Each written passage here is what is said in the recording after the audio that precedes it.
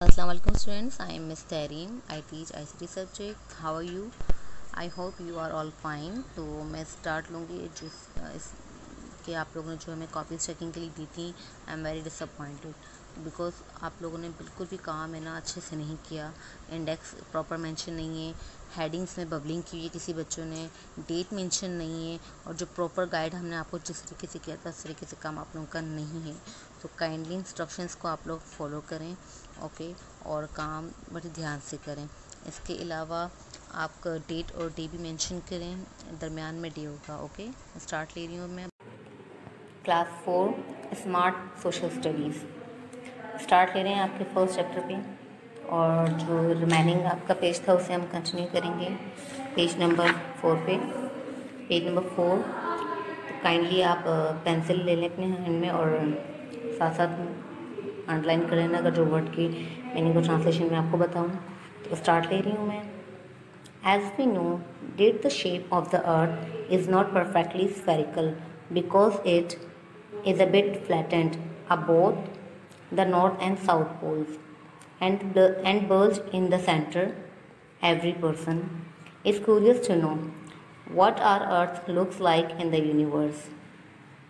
But there are only a handful of persons who can travel in space and see it live. One can have an idea of Earth appearance with a globe. Translation start कर रही हूँ मैं, kindly आप लोग concentrate करें। As we know that the shape of earth is not perfectly spherical, जैसा कि आप जानते हैं कि जो अर्थ की जो शेप है वो परफेक्टली क्या सही तौर पे गोल नहीं कुर्रई नहीं है, ठीक है। तो वो कैसी है, फ्लैटेंड है, मतलब थोड़ी सी चिपटी नुमा है, ठीक है, साउथ पोल से और नॉर्थ पोल की तरफ। तो इसकी बात है कि every person is curious to know, हर बंदा जानना चाहता है, ठीक है। क्यूरियस तजस्सुस इंटरेस्ट, ठीक है, तजस्सुस है उसको कि वो जानना चाहता है कि what our earth look like in the universe, कि जो हमारा अर्थ है वो किस तरीके से नज़र आ रहा है पूरी दुनिया में, कायनात में। But there are only handful of person who can travel in space and see it live. लेकिन मुट्ठी भरी, हैंडफुल मतलब मुट्ठी भर, लेकिन मुट्ठी भरी लोग हैं जो उसमें ट्रैवल किया है उन्होंने और उसको लाइव देखा है उन्होंने। One can have an idea earth appearance with, और उसको एक मतलब एक ज़ाहिरी उसको वहाँ से उसको देखा है इन्होंने, उसकी अपेयरेंस को, उसका आइडिया उनके पास है कि उन्होंने किस तरीके से लाइव इनको देखा है और किस वही ज़्यादा बेहतर बता सकते हैं। Both globe and maps have their merits and demerits in the sense that when it comes to accuracy, globe represent direction and distance better than a map. In the same way, maps are a step ahead of a globe regarding various advantages. Typically, maps are compact, which makes them easy to store, carry, and handle. Moreover, one can view map on different screen size as well as it can show larger area at one time. Okay, जो globe और maps है वो क्या, उनके अपने अपने merits और demerits होते हैं। मेरिट्स मतलब इनकी फ़ायदे एंड डिमेरिट्स मतलब उनके नुकसान, ठीक है। तो जो मैप्स और ग्लोब्स उनके अपने अपने फ़ायदे और नुकसान होते हैं, जिसकी वजह से वो एक्यूरेसी जो की ग्लोब की रिप्रेजेंटेशन और उसकी डायरेक्शन को सही से बता सकते हैं, उसके डिस्टेंस को बेहतर तरीके से बता सकते हैं बेटर देन मैप के मुकाबले में, ठीक है। In the same way, maps are step ahead of globes regarding various advantages, ठीक है। रिगार्डिंग मतलब के बारे में, तो इसी तरीके से हम इसके बारे में क्या एडवांटेजेस, मुख्तलिफ एडवांटेजेस के बारे में पढ़ेंगे ग्लोब्स एंड मैप्स की। Typically maps are compact which makes them easy to store, carry and handle. Moreover one can view map on different screen size as well as it can show. तो आमतौर पर जो क्या होता है कि इसका जो हम मैप का जो है, ठीक है, ईज़िली कॉम्पैक्ट कर सकते हैं, इसके स्टोर कर सकते हैं, कैरी कर सकते हैं इसको, और मतलब साथ ले जा सकते हैं, कहीं भी कर सकते हैं। तो लेकिन किसके मुकाबले में, ग्लोब के मुकाबले में। तो show larger area at one time. अब यहाँ पे हम आते हैं कंपैरिजन चार्ट, किसके दरमियान कंपैरिजन है, मैप एंड ग्लोब के दरमियान। तो मीनिंग इसकी, a map is a graphical representation of an area, land और सी डिपिक्टिंग फिजिकल फीचर्स, ठीक है। मैप में क्या आपके फीचर्स क्या शो किया जा रहा है मैप के अंदर, आपके एरियाज़ को, लैंड को, सी को, और आपके फिजिकल डिपिक्टिंग जो भी मतलब फीचर्स हैं उनको शो किया जा रहा है। फिजिकल फीचर्स क्या होते हैं आपके, फिजिकल फीचर्स मतलब पहाड़ हो गए आपके, ठीक है, इन चीज़ों को, पहाड़ हो गए, झीलें हो गई, ये सारे आपके फिजिकल फीचर्स हैं। तो उन चीज़ों को शो किया जा रहा है, डिपिक्ट मतलब शो करना। Okay, a globe is a spherical rounded model of the earth. और फ़र्क क्या है इसमें और मैप में, फर्स्ट पॉइंट में, कि जो आपका ग्लोब है वो एक स्फेरिकल राउंडेड मॉडल है। देखें ये आपका ग्लोब है, तो और मैप कैसा होता है, दिस इज़ अ मैप, ठीक है। तो ये डिफरेंस है दोनों के दरमियान फर्स्ट में। इसके बाद है प्रेजेंटेशन, 2 डायमेंशनल, ठीक है। मैप में कितने डायमेंशनल होते हैं, 2 होते हैं, और ग्लोब में कितने हैं, ग्लोब में 3 डायमेंशनल हैं। इसके बाद है latitude and longitude, draw as straight lines. Map के अंदर हम क्या करते हैं, स्ट्रेट लाइंस को ड्रॉ किया जाता है, लेकिन इसमें क्या है, draw as circle and semicircle. और ग्लोब के अंदर सेमी सर्कल्स एंड सर्कल्स को ड्रॉ किया जाता है या ड्रॉ हुआ होता है। अर्थ होल और a part of earth is represented. Map के अंदर पूरा या फिर कुछ हिस्सों को रिप्रेजेंट मतलब शो किया जाता है, and whole earth is represented. लेकिन ग्लोब के अंदर पूरी दुनिया, अर्थ को शो किया जाता है। Information, show large number of information, ठीक है। मैप के अंदर आपकी इंफॉर्मेशन को बड़े पैमाने पे शो किया जाता है, and comparatively less information is show. और मैप के मुकाबले में ग्लोब के अंदर जो इन्फॉर्मेशन होती है वो कम होती है। तो ये आज का काम रीडिंग थी जो एंड हो गई है, वो थोड़े से इसी के मुताबिक काम है। पेज नंबर 6 पे आप लोग आ जाएं। पेज नंबर 6 पे मैं आपको इसकी ब्लैंक्स करवा रही हूँ। कुछ स्टूडेंट्स ने की हैं, कुछ ने नहीं की हैं, तो अगर की हैं तो आप करेक्शन कर लेना इसकी। तो स्टार्ट लेते हैं। सबसे पहले आपने डेट मेंशन करनी है आज की। डेट मेंशन करने के साथ साथ आप लोगों ने पेंसिल ले लें, ठीक है, पेंसिल से ही करना है सारा काम। ओके, यहाँ पे आज डेट मेंशन करते हैं, स्टार्ट ले रहे हैं इनसे। तो आज आप डेट क्या है, आज है 30 जून 20, और क्लास वर्क मेंशन हो जाएगा यहाँ पे, क्लास वर्क, ठीक है। स्टार्ट ले रही हूँ यहाँ पे। सबसे पहले अ पर्सन हु ड्रॉ और produces map is called dash. तो कौन है जो आपके मैप्स को ड्रॉ कर रहा है या उनको प्रोड्यूस कर रहा है, तो वो है कार्टोग्राफर, ठीक है। तो यहाँ पे हम लिखेंगे CARTO, कार्टो, GRAPHER,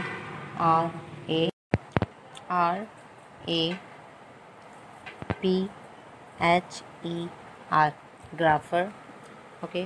सेकंड पे हम मूव कर रहे हैं। Dash are used to show different roads, highway और railways present in and dash area, ठीक है। कौन से मैप के अंदर आपको ये पता चलेगा कि वहाँ के रोड्स हैं, हाईवेज़ हैं, रेलवेज़ को शो किया जा रहा है, तो कौन से मैप्स में होता है, रोड मैप में। ROAD, road, MAPS, maps, road maps, okay. Number 3, a dash is a spherical rounded model of the earth, ठीक है। वो क्या चीज़ है जो स्फेरिकल है, राउंडेड है और मॉडल, ठीक है। तो स्फेरिकल कुरवई गोल शक्ल में क्या चीज़ है जो अर्थ को रिप्रेजेंट करेगी, तो वो क्या है हमारे पास, ग्लोब है, ओके। GLOBE, globe, okay. इसके बाद है number 4, dash show the location and shape of features such as mountains and lakes on the earth surface. तो यहाँ पे आप पूछा जा रहा है कि कहाँ पे आपकी लोकेशंस को, शेप्स को, फीचर्स को शो किया जाता है, माउंटेन्स वगैरह को, तो टोपोग्राफिक में शो किया जाता है। कहाँ शो किया जाता है, टोपोग्राफिक, TOPO, टोपो, GRAPHIC,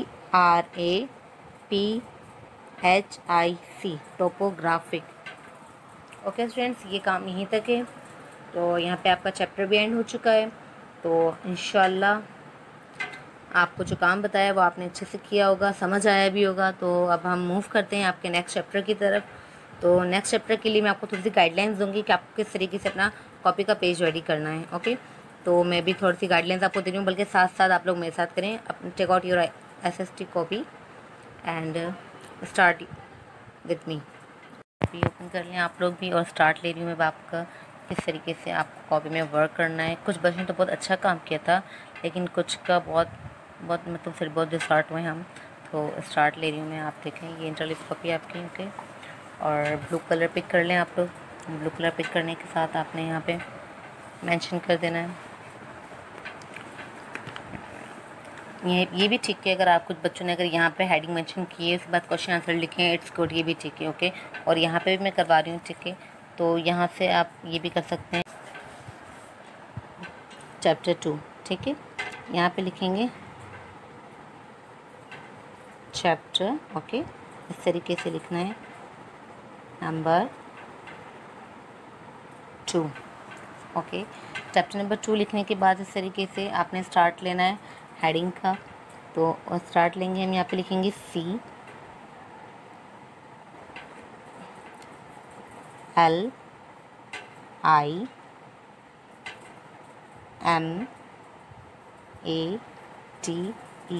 क्लाइमेट, ओके।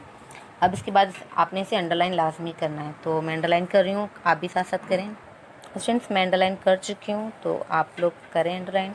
इसके बाद आपने यहाँ पे क्या करना है, यहाँ पे मेंशन करना है क्वेश्चन आंसर। तो यहाँ लिखेंगे आप question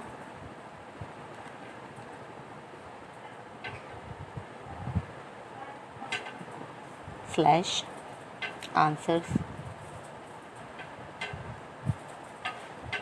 kindly use blue colour, ठीक है, ओनली ब्लू कलर, और इसके अलावा कोई कलर अलाउ नहीं है आप लोग को, और ना कोई मार्कर अलाउ है। और यहाँ पे डेट मेंशन करनी है, आज की डेट मेंशन कर लें, आज हमारा क्या है 30, तो आज स्टार्ट ले ही रहे हैं हम यहाँ पे, तो यहाँ पे लिख देंगे 30 जून, नहीं तो हम 6 लिख देंगे, ओके। और फिर 20 लाइक दिस, आपने इसी तरीके से डेट मेंशन करनी है। और फिर यहाँ पे आपने शो करना है क्लास में काम करवाऊँगी, तो ये यहाँ पे क्लास वर्क, और यहाँ पे डे मेंशन करना है, आज का डे है ट्यूसडे, TUESDAY, ट्यूसडे, ओके। इसके बाद अगर मैं क्वेश्चन करवाती तो आपने इस तरीके से यहाँ पे क्वेश्चन नंबर 1 राइट करना है। तो प्रॉपर इसी पैटर्न को आप लोगों ने फॉलो करना है। तो अभी तो आपकी कॉपी रेडी हो गई नेक्स्ट चैप्टर के लिए। आई होप आपने साथ साथ इसी तरीके से मेंशन रेडी की होगी अपनी कॉपी को, तो नेक्स्ट टाइम के लिए कोई परेशानी नहीं होगी। और इसके अलावा अगर हेडिंग आ भी जाती है तो बबलिंग नहीं करनी है आप लोगों ने, काइंडली जस्ट इस तरीके से अंडरलाइन करेंगे। तो हम चैप्टर की तरफ मूव करते हैं, बुक की तरफ। Now open your book, page number 7, okay. Start ले रहे हैं क्लाइमेट।